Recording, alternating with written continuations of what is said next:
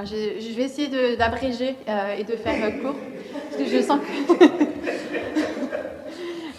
il est tard, vous êtes fatigués. Certains d'entre vous ont déjà entendu aussi, donc voilà, je vais vous épargner un long discours et on pourra discuter à d'autres occasions. Alors moi, c'est une recherche passée, puisque du coup maintenant, voilà, je suis à la London School of Economics à CAR, donc le Center for the Analysis of Risk and Regulation. Et donc moi, je remercie FRISM pour m'avoir permis d'atterrir dans cet endroit-là, où je retravaille maintenant sur la gestion de crise. Donc j'ai été pendant presque 2 ans au CERMES, où j'ai travaillé donc sur l'émergence des programmes de santé globale dans les universités américaines. Et du coup, donc ce que je vais vous présenter là aujourd'hui, c'est en gros un résumé d'un papier que j'ai écrit donc à partir de ce postdoc, qui a été soumis à une première revue, qui a déjà été soumis et que je suis en train de réécrire. Donc comme le papier existe, je vais abréger, et si vous voulez plus de détails, j'envoie le papier. Voilà. Alors rapidement, c'est une grande question, mais je ne pars pas du principe que tout le monde sait ce qu'est la santé globale, parce que ce n'est pas un thème qui est encore toujours très diffusé dans les universités françaises, et que justement l'objet en fait, de mon postdoc, c'était d'interroger l'émergence de ce paradigme au tournant des années 2000, puisque donc, vous connaissez peut-être plus, vous êtes peut-être plus familier avec la notion de santé internationale. Or, donc depuis maintenant 10-15 ans, on parle énormément de santé globale. Donc qu'est-ce que ça veut dire en 3 mots? Donc ça correspondrait à une transformation sanitaire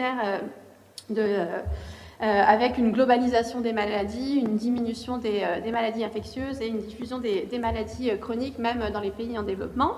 Ça correspond deuxièmement à des transformations géopolitiques, donc avec une prolifération d'organisations philanthropiques, celle de Global de Gates en premier lieu, tout un tas aussi de partenariats publics-privés, et donc une remise en cause du monopole de l'OMS sur les interventions de santé. Donc ça correspond aussi troisièmement à des transformations économiques, avec une montée en puissance des méthodes économiques dans la santé. Donc là, on rejoint tout à fait les discussions qu'on y en cours, mais ça correspond aussi à des transformations donc, des acteurs présents, donc comme je le disais, avec notamment la présence accrue de la Banque mondiale. Ces transformations aussi se traduisent de façon importante donc, dans le champ, dans le domaine scientifique et universitaire, donc avec tout un tas de débats autour de ce qui serait un changement de paradigme, qui du coup, on passerait de la santé internationale à la santé globale, et donc ça transformerait donc, ce qui était initialement un champ assez classique de la santé publique, donc, ce qu'on appelle la santé globale, qui agglomère aujourd'hui différentes disciplines, l'anthropologie, l'économie, donc là aussi la médecine. Et donc on a tout un tas de disciplines qui s'agglomèrent dans ce paradigme, qui est tout particulièrement porté par les programmes académiques, en particulier d'Amérique du Nord. Donc les Américains et aussi les Canadiens sont particulièrement actifs sur ces questions. Donc l'idée en fait de ce projet, c'était donc de contribuer à l'explication de cette transformation en entrant par le monde par la question des transformations universitaires, en faisant donc l'hypothèse que ces transformations-là, à la fois que ces transformations-là constituent une des explications de la genèse de la santé globale. Ça je vais passer. Pour situer en fait cette démarche, voilà, mon positionnement théorique dans la littérature, donc c'est les sciences sociales. Alors la notion de santé globale, donc ce que je vous ai présenté, c'est un peu la version santé publique. Les sciences sociales, elles ont largement aussi critiqué donc le terme de santé globale, qui a été vu comme une mode managériale, manquant de profondeur historique et anthropologique, et surtout associé au discours des institutions, et fortement associé aux transformations néolibérales qu'on connaît depuis le tournant des années 2000, en particulier avec la montée en puissance de l'économie et des acteurs pharmaceutiques. Alors on a différentes interprétations actuelles donc, de la montée en puissance de la Banque mondiale, donc, comme je dis, de la santé globale. Comme je le disais, qui mettent soit en avant, donc les historiens qui mettent en avant la remise en cause donc, de l'OMS, soit qui mettent en avant la montée en puissance de la Banque mondiale ou la transformation du positionnement géopolitique de l'Amérique. Donc, donc les États-Unis qui, au tournant des années 2000, avec le renouveau du nationalisme, d'une peur de la modernité et du terrorisme, donc chercheraient à sécuriser l'espace global. Et du coup, cette redéfinition de la position des États-Unis amène les acteurs scientifiques et économiques à s'investir dans le champ de la santé globale. Donc on a là plusieurs explications et du coup le point de départ de Marshall, c'est-à-dire qu'effectivement ces explications sont importantes, mais ne prennent pas en compte le rôle des concepts scientifiques, de l'émergence des concepts scientifiques, de la façon dont ils contribuent à porter ces évolutions-là en redéfinissant des façons d'agir et de penser la santé. Donc, alors de toute façon, c'est une question très large à laquelle, pour répondre, il aurait fallu faire une recherche beaucoup plus longue que celle que j'ai faite. Donc moi, je me suis concentrée vraiment sur l'émergence des programmes de santé, qui est vraiment une façon de prendre cette question-là par le petit bout de la lorgnette, en essayant de voir ce que les acteurs mettent dans ces notions-là. Et en essayant de tisser des liens entre justement la façon dont la santé globale s'institutionnalise dans un espace et des transformations économiques et géopolitiques profondes. Donc, et d'un point de vue théorique, c'est vraiment essayer de lier analyse des savoirs et transformation politique globale beaucoup plus large, ce que j'avais déjà fait en partie dans ma thèse sur la gestion des catastrophes. Voilà pour le programme.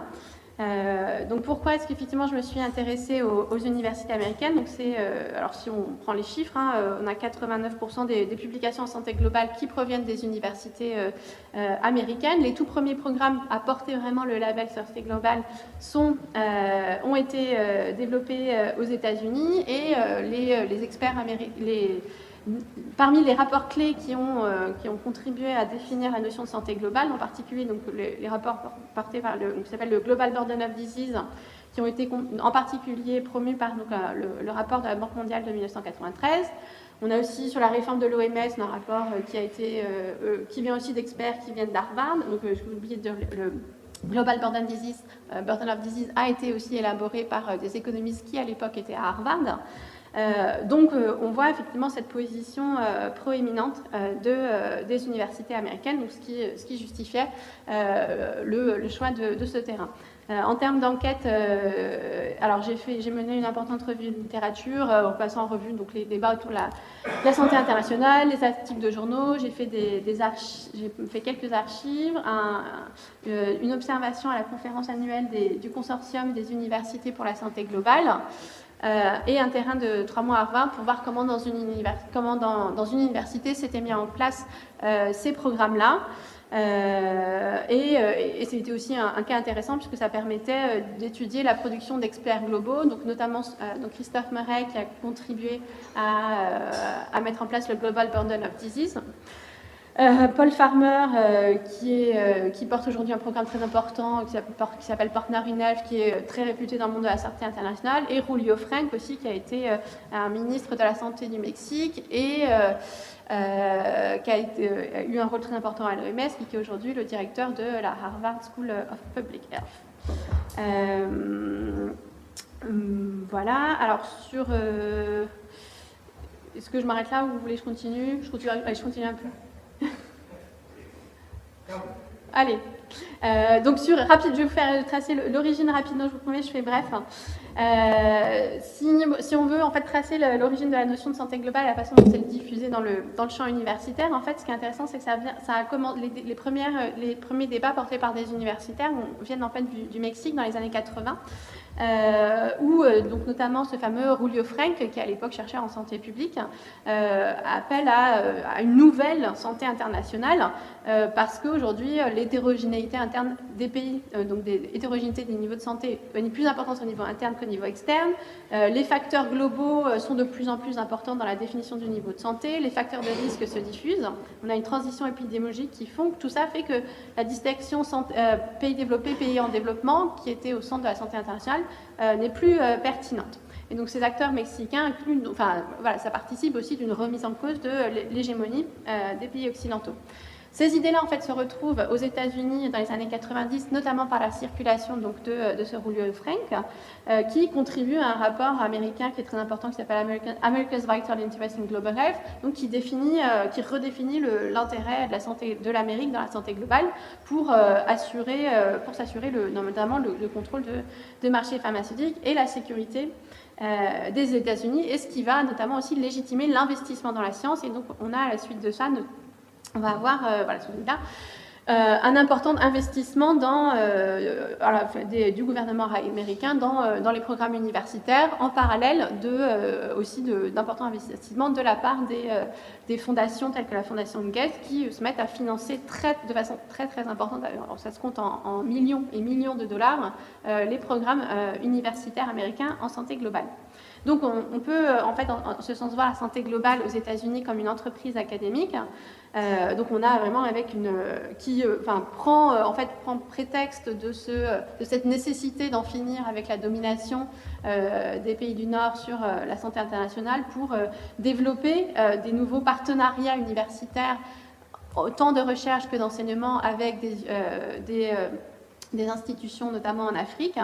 Et donc, ce qui correspond à ces programmes de santé globale, et donc ce qui en fait participe à la fois d'une internationalisation des universités et d'une entreprise académique, au sens où c'est une façon aussi d'attirer des étudiants, d'attirer des financements, et notamment de capter tous ces financements importants de la part des fondations des fondations philanthropiques. Donc voilà pour la globalisation de l'enseignement. Donc on voit un nombre croissant d'étudiants qui partent. Alors pour en finir, pour essayer d'apporter une touche d'analyse à cette histoire, et après c'est promis, je m'arrête.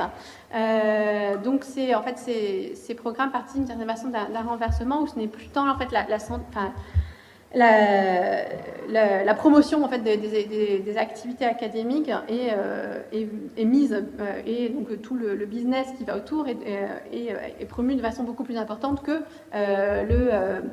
la notion de santé publique elle-même, et donc a été largement critiquée pour ça, donc notamment par des anthropologues.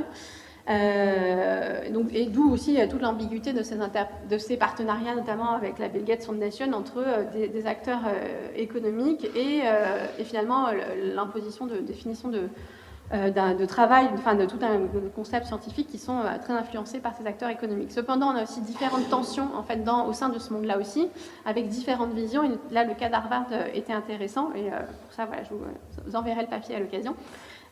Puisqu'on on voit notamment à Harvard qu'on a différentes visions de la santé globale, avec une tension entre des projets portés par les économistes, donc qui participent de ce mouvement-là, et d'autres visions de la santé globale comme extension de la médecine sociale, avec des alliances entre médecins et anthropologues, mais qui ne sont pas pour autant sans poser problème, puisque ces programmes-là, eux aussi, participent d'une logique d'internationalisation qui s'impose également dans les pays du Sud et repose tout un tas de questions aussi traditionnelles sur les inégalités et les rapports de pouvoir dans ce domaine. Donc je vais conclure là pour aujourd'hui, puis j'espère que... Ça me fait penser un petit peu au débat sur cette extension du domaine, pas de la lutte, mais de la connaissance de la santé. Ça me fait penser à ces réflexions sur est-ce que l'économie, c'est la pratique des agents économiques, ou est-ce que c'est le discours des économistes sur cette pratique? Et est-ce que quel est le rapport entre ces deux choses? Est-ce que la constitution d'un discours constitué sur ce qu'est la santé globale n'est pas aussi nécessaire pour que des organismes globaux puissent fonctionner? L'ordre de préséance, qu'est-ce que tu en penses? Ça serait entre ça. Et je suis très intrigué par le fait que ce soit les gens comme Soberon, Julio Frank et tout ça, qui ont été donc les pères fondateurs de la médecine au Mexique, et qui ont 3000 km de frontières avec les États-Unis. Et il s'est passé exactement la même chose avec le concept d'économie, de société, d'économie de la connaissance, plus que de société de la connaissance. C'est-à-dire, tu avais ce sorte d'extension du discours qui est venu du Mexique, en fait, et d'une demande d'acteurs C'est un Colombien qui travaille à la Banque mondiale au Mexique qui développe le concept d'économie de la connaissance. Tu as étudié le monde des catastrophes, qui était un autre monde et dans d'autres espaces, et ce monde de la santé globale. Donc, qu'est-ce que tu en tires? Je ne sais pas, je veux dire, comment tu le vois, les rapprochements et les différences dans ces réseaux globaux?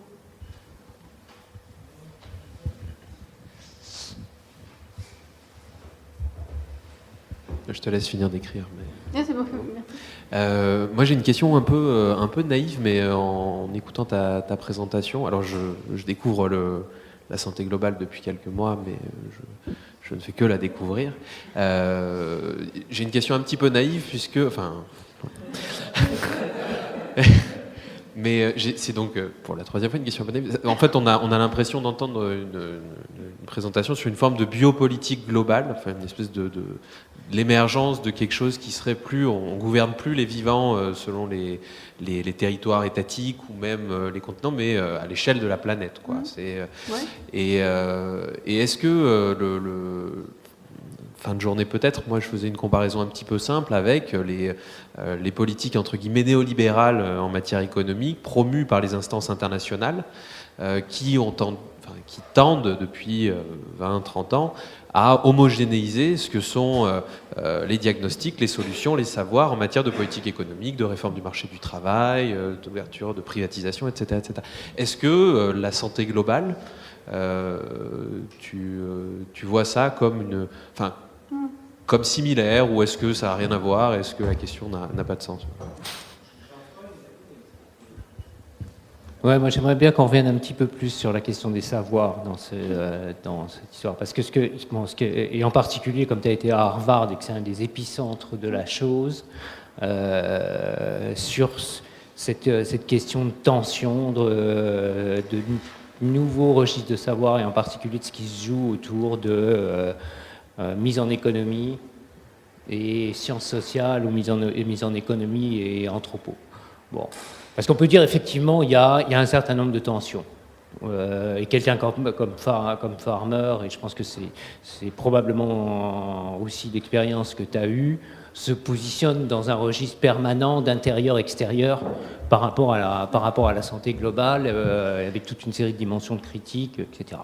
En même temps, le même groupe, dans la personne de Jim Yong Kim, médecin anthropologue, est aujourd'hui président de la Banque mondiale.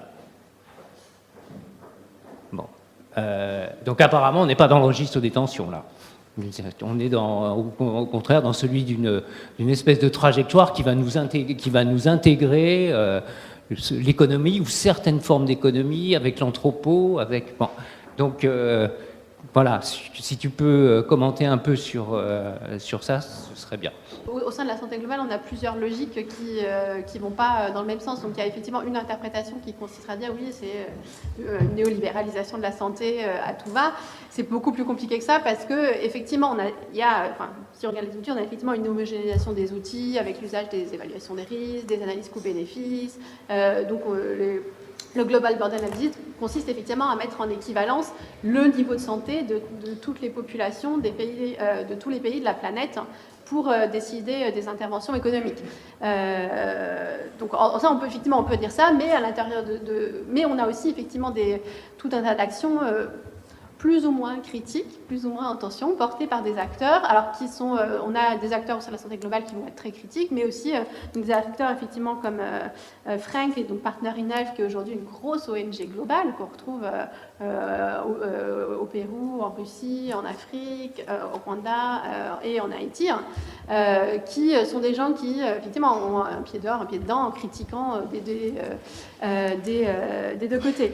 Alors je suis pas sûre d'avoir une réponse à la question de la tension, qui est quelque chose qui pose d'énormes problèmes aux gens d'Harvard. En fait, ils sont hyper emmerdés par la position de Farmer, qui est quelqu'un qui arrive à maîtriser tous les domaines, qui peut aussi bien se faire, qui a un discours critique, mais qui n'est pas assez critique au point où effectivement il a des financements de la Fondation Gates, il a son meilleur copain avec lequel il a travaillé dans les années 80 est à la Banque mondiale, et en fait et je pense que du coup mon avis l'ambiguïté mange complètement la situation de Partner in Health, parce que si on regarde en fait Partner NL s'est développé, en fait, toujours, enfin, c'est la vitrine un peu sociale, mais c'est toujours développé en parallèle de cette organisation dont le nom m'échappe,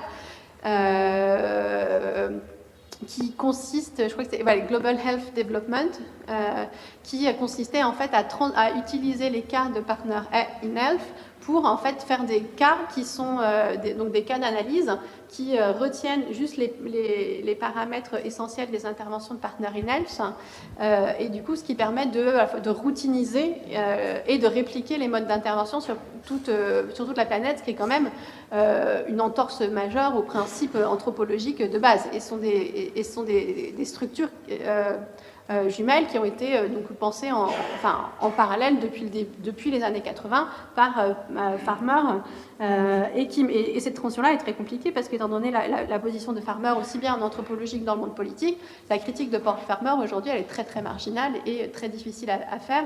Effectivement, j'ai discuté avec des gens à Harvard qui avaient eux-mêmes des états des mois, mais sont pas effectivement pas du tout en mesure de dire quoi que ce soit. Ce qui reflète bien tous les problèmes politiques que posent ces questions de la santé globale. Et pour faire revenir effectivement sur les questions de Rigas,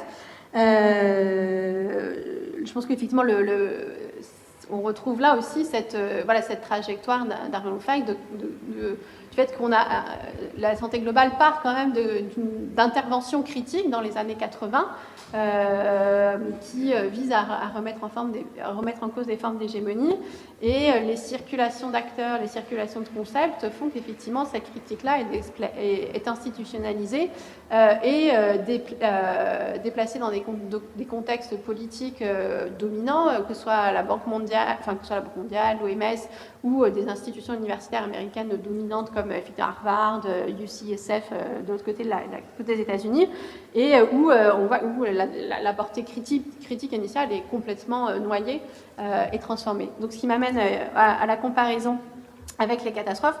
Ce que j'ai trouvé particulièrement intéressant donc dans le monde des catastrophes, c'est que c'est une forme de rappel que le monde des catastrophes offre un contrepoint pour voir à quel point la domination de certains acteurs au niveau global n'est pas une domination apodictique, puisque dans le cas des catastrophes, on a nettement moins... si on prend le discours sur la santé, on a quand même les usual suspects qui vont être la Banque mondiale, Gates, les pharmaceutiques, donc on a un peu les... on peut faire, on a des critiques de la globalisation qui sont assez faciles à faire, qu'on ne retrouve pas dans le cas des catastrophes, où effectivement le fait qu'il y ait moins d'argent, il y a une moindre homogénéité des acteurs internationaux, et du coup ça permet aux acteurs scientifiques, critiques et émanant d'espaces alternatifs, notamment du Sud, d'exister et d'avoir beaucoup plus d'influence au niveau international. Et en ce sens, je pense que c'est une vraie bonne leçon à la fois scientifique et politique, hein, puisque je pense que d'un point de vue du positionnement des sciences sociales critiques, ça appelle effectivement à mener ces comparaisons pour se rendre compte qu'effectivement on n'a pas d'homogénéité et de ces processus de globalisation et de domination. Je vais m'arrêter là.